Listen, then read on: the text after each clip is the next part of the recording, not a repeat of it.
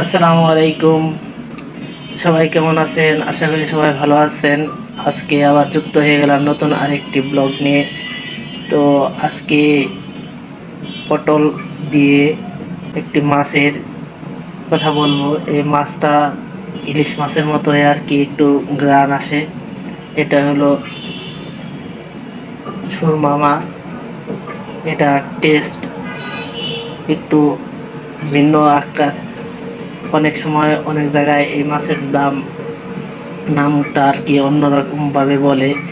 আমাদের এদিকে এই মাছটা সুরমা মাছ বলে।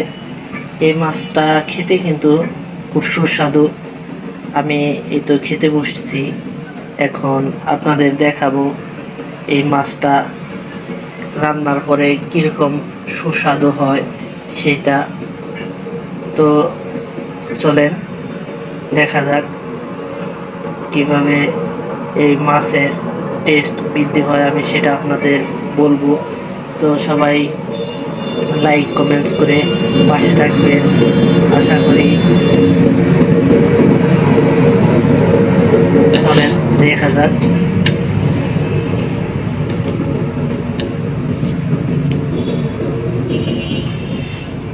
এটা হলো সুরমা মাছ। এই মাছটা কিন্তু নরম থাকে। যখন আপনি রান্না করতে যাবেন তখন এটা গরম পানির স্পর্শ পেলে কিংবা তেলের মধ্যে যখন ছেড়ে দিবেন তখন কিন্তু এই মাছটা একদম শক্ত হয়ে যাবে। এমনিতে যখন কাটতে যাবেন দেখবেন যে নরম, যখন খেতে যাবেন রান্নার পরে তখন দেখবেন যে অনেক শক্ত হয়ে গেছে।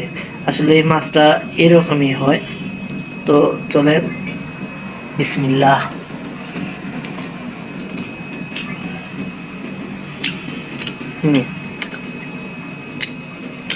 মাছটা খেতে অনেক মজা, ইলিশ মাছের মতো আর কি গ্রান আসে। এখন তো ইলিশের ভরা মৌসুম, তো এই মাছটা খেতেও খারাপ না। আবার এই মাছের দামও কিন্তু তেমন একটা বেশি না, 300 টাকার কেজি। যদি আপনার 2 কেজির মতো হয় তাহলে 300 টাকা কেজি। আর যদি তার থেকে বেশি হয় তাহলে কিন্তু দামটা একটু বেশি হতে পারে। কিন্তু কম ওজনে থাকলে একটু দাম কমতে পারে। তো এই মাছটা কে কে খেয়েছেন অবশ্যই কমেন্টসে জানাবেন। যারা এই মাছটি এখনও না খেয়েছেন অবশ্যই মাছটি বাসায় ট্রাই করবেন। তো ভালো থাকেন, সুস্থ থাকেন। আমি খাওয়া দাওয়া করতেছি, আপনারা যারা না খেয়েছেন অবশ্যই খেয়ে নেবেন। আর দেখা হবে হয়তো অন্য আরেকটি খাওয়ার ভিডিওতে। আল্লাহ হাফেজ।